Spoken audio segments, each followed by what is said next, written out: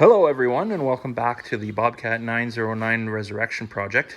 This will be the last video on the backhoe itself, and then I'll probably make one more for building a bucket because I don't have one and they're impossible to find around here. So I'm just gonna build one. But for now, I got two more hydraulic lines to make, steel ones that is.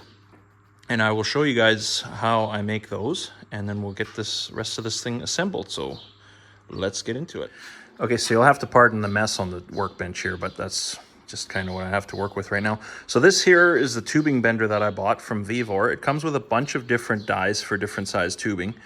And the only real issue I have with it is the bend radius right here is actually quite large. It's not a real problem, but it just makes it a little bit harder to follow some of the real tight bends that Bobcat made. But for my purposes, this is all good. So all you do is you clamp your piece of tubing in here. It's got a little thing there to catch it, and then bring this wheel up against it. And this model is actually designed to be bolted to a table, but I've got it clamped in my vise and it works really good. And then you just give it a turn here manually as far as you want to bend it. And it'll go a full 180 degrees if you wanted to. This piece here is just a scrap piece I had left over. It's a dud from trying to get everything together. But yeah, it'll bend all the way up to 180 degrees, quite effortlessly too, I must add. And then when you're done, you just back this nut off here, lift the handle off, and there is your bent piece of tubing. Trying to get it out with one hand, and it's not that easy. So there we go. So yeah, it makes a really nice bend. Like I say, the only thing I wish is the bend radius was a little bit tighter. But other than that, I'm very happy with this tool. And I'm not sponsored by Vevor or anything like that, but I'll see if I can't leave a link in the description to the item. I got it off Amazon, and yeah, I'm really happy with it. And it actually wasn't even all that expensive. Comes with different size dies for different types of tubing, different sizes. And it wouldn't be surprising to me if you could actually bend solid steel with it too. I haven't tried it, and I'm not going to because I don't need to. But I think it goes all the way up to 1.25 inch tubing that you can bend with it. So yeah, there's my pipe bender, and I'll show you the flaring tool here in a second. Okay, and here's the rest of the tools I use for making my lines. So this here is the line I'm trying to replicate. And I have some steel tubing here I got from my local industrial supplier. It's just 1/2 inch tubing. I think it's, I'm not sure exactly the wall thickness anymore. I'll have to check. And then to cut the tubing, I just use this standard tube cutter. And then this here is a Master Cool flaring tool. And it's a 37 degree flaring tool. And really, for the flare, I just use this single die here.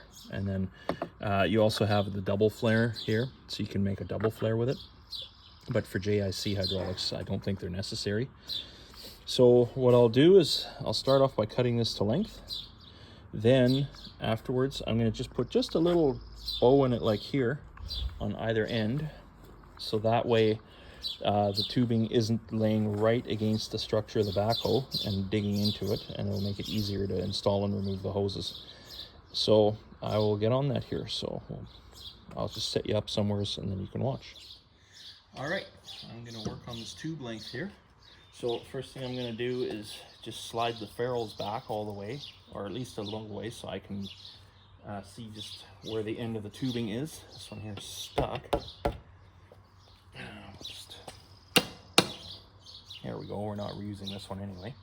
So then I just line up one end of the tube with the other. And I like to give myself a little bit of extra room, so I'll give it maybe extra 1/2 inch. And then right there where my thumb is where we're gonna cut it. So I'll just put it in there, cut it off. So just be a second here. Feel free to fast forward because this is, I'll admit, quite boring.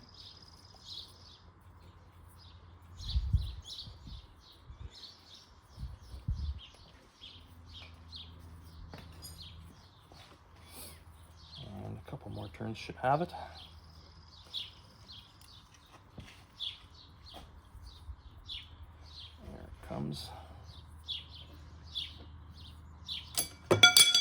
go. Now, important is that once you cut it off, you can see here, where is it focus here? There's a little bit of a burr in the end of the pipe. So we'll just have to deburr that. And I have a little deburring tool, a little hand deburring tool that I use for that. Or you can also use a little countersink in a drill. Okay, so there's two ways we can deburr this. So one is with the drill here and a countersink. Just make sure that you clean all the crap out of it. Now, I'm not exactly thrilled with how that turned out, so I just thought I'd try it on this leftover piece here. But what I have had good luck with is this here hand deburring tool. And that's what I have been using here on the other ones. So let me just see here. I'm going to set the camera up a little different. There, can you guys see that a little better? So what I do is I just take this hand deburring tool, oops, and just go around and take the burr off on the inside. Just like that. And it leaves a nice clean edge. I don't know how well you can see that on the camera. Do that to both sides, because this side here, when I cut it off, also left a burr.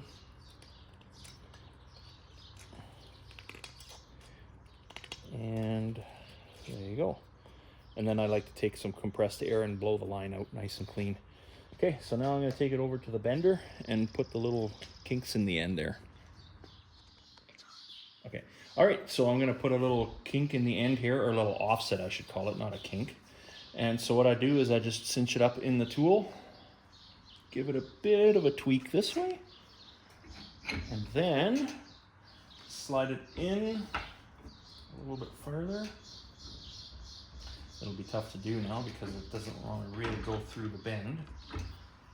Slide it in a little bit further, and then turn it that away there. Turn the pipe 180 degrees, so that way the bend cancels itself out. And give it just a little bit of a tweak like that. And I have the offset in it. And then pull it out. And there's the offset to go so that the thing doesn't touch on the thing. So now let's put the ends on it. Okay, so let's put an end on here. So you have your nut and your ferrule that have to go on first. It's very important that you slide those on before you flare it, because after you flare it, unless you slide them in from the other side, on a straight run you can do that, but otherwise you won't get them on and you'll have to cut your flare off and start over. Because when you slide this ferrule on, it will not go past any kind of bends really. So you got to make sure that this is all on there before you flare it. So then you come over here to your flaring tool and you grab the cone. This is a 37 degree cone and it works with JIC, and hydraulics are 37. Quite often you'll find these tools with 45 degree flare, but that is not going to work for JIC hydraulic stuff.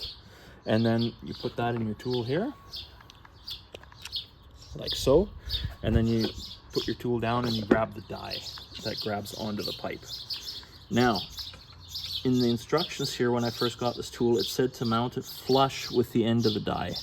I found that made the flare way too big, and the nut wouldn't go over it. So in my experience doing this for a little bit now, right about there should be the perfect size. So then you grab hold of the tool, you slide the end, or you slide the die into it there, and then, of course I moved it now. I'll get it right here in a second. You tighten it up, make sure it's at the right depth, which looks like it needs to go just a little more. Right about there. And then you tighten this handle as tight as you can make it. There you go. Now, you thread this thing in.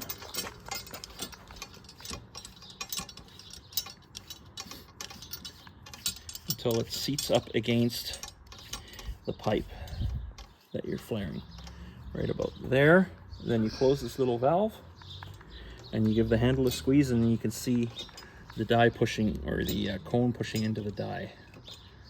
And then when you feel substantial resistance is when you know it's finished. Then you back this off, turn this out again,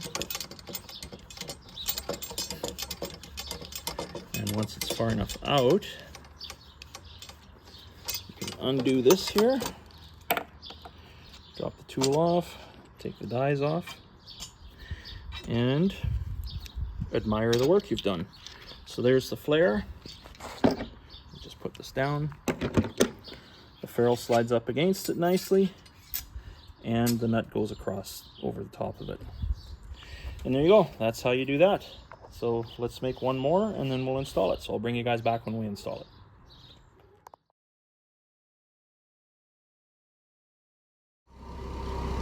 All right, so the lines are all installed. I put the stick cylinder on, and now we're gonna put the stick onto it. So I'll set you guys up over on the side somewhere and do a time lapse of that.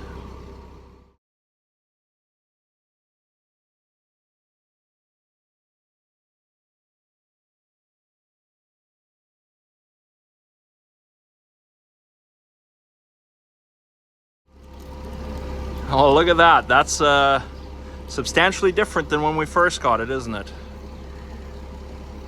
Okay, I'm gonna put the bucket cylinder and linkage on next.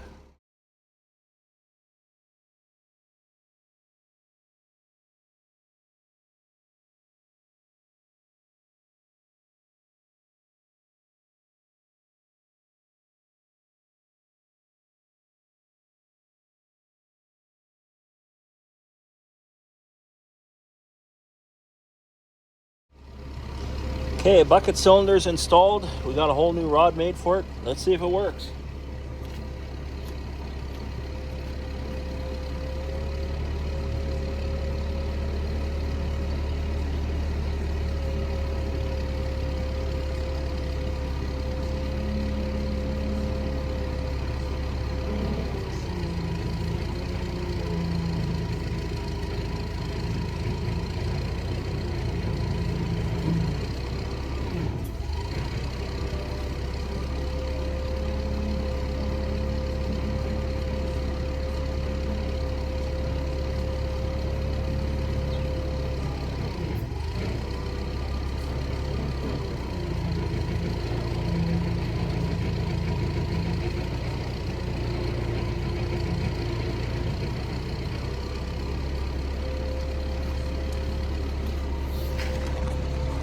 I like it. Well, there we go. As you probably saw when I first put the cylinder on, I had too short of a hose for the base end of it, but we swapped it out with the one that's on the base end of the stick cylinder, hence that's why there's a little mess here right now. But she's basically all together now. Eric's gonna hop out of the machine and hop onto the seat and put her through the motion so you guys can have a look here.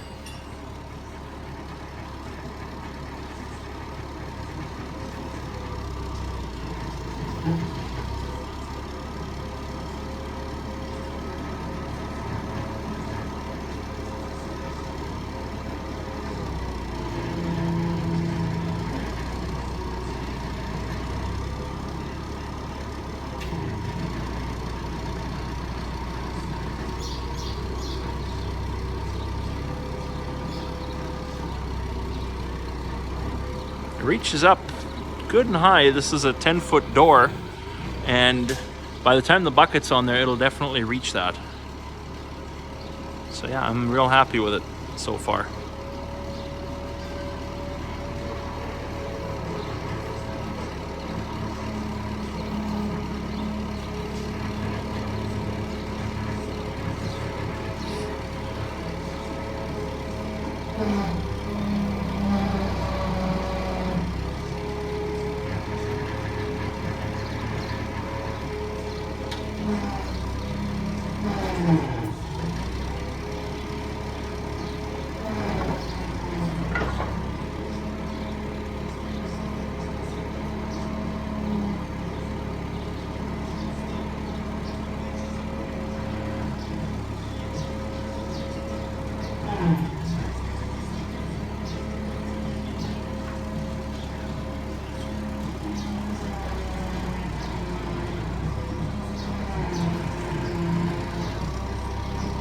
Well, there you have it, ladies and gentlemen.